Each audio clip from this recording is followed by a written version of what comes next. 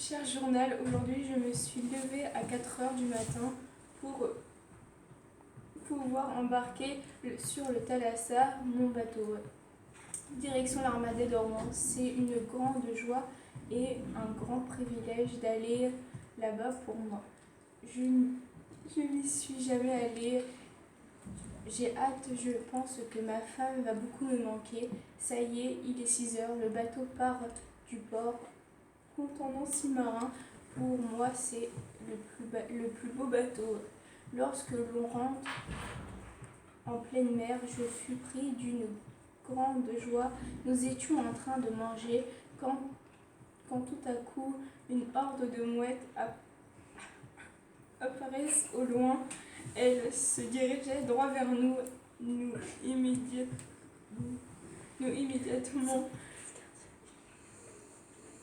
et nous repliâmes nos voiles par peur de nous les faire trouer. Puis elles repartirent tranquillement. Après cette pérégrination, le bateau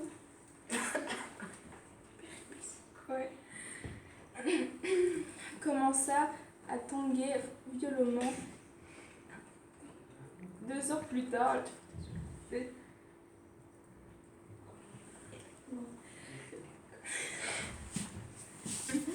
le tangage s'arrêta, ce qui nous a permis de pêcher, cuisiner notre repas, ces poissons, et nous régalâmes.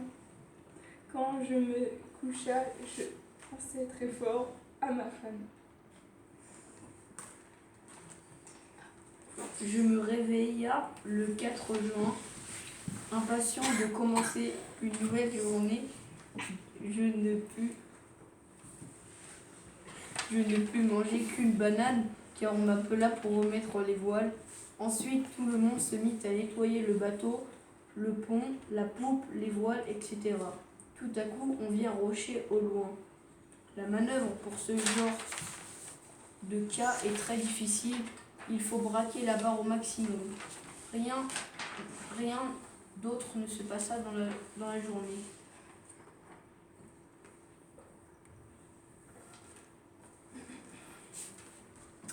Je me suis levée à 6 heures.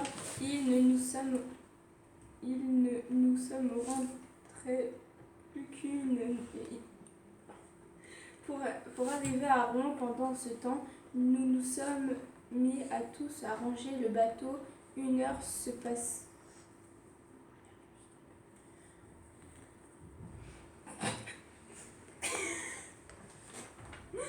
Une heure se passant, on arrive à Rouen.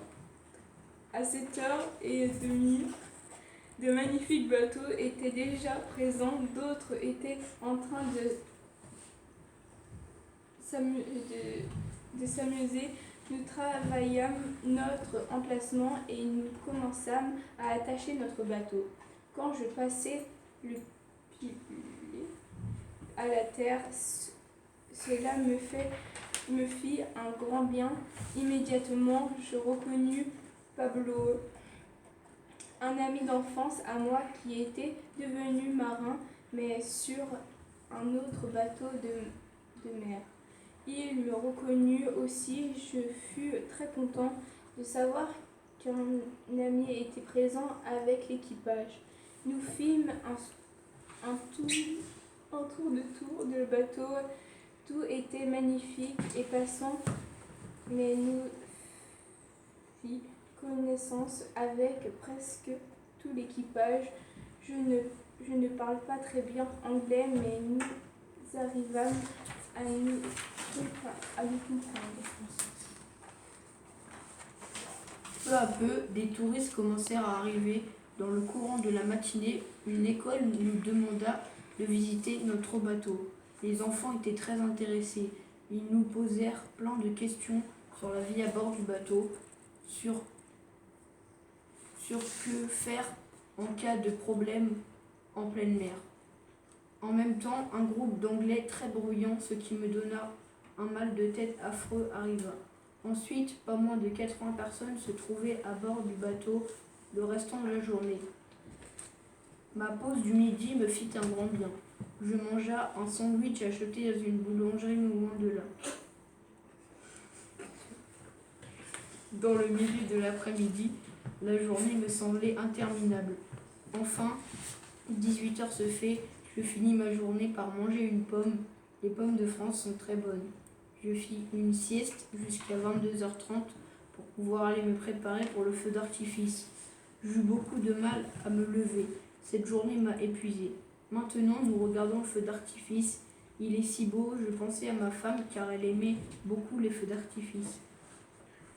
La matinée commence, une longue journée commence. Les premiers touristes arrivèrent. La matinée se passa normalement, mais en début d'après-midi, une petite fille fit un malaise. Immédiatement, nous appelâmes le poste de secours et la fille repartit tranquillement.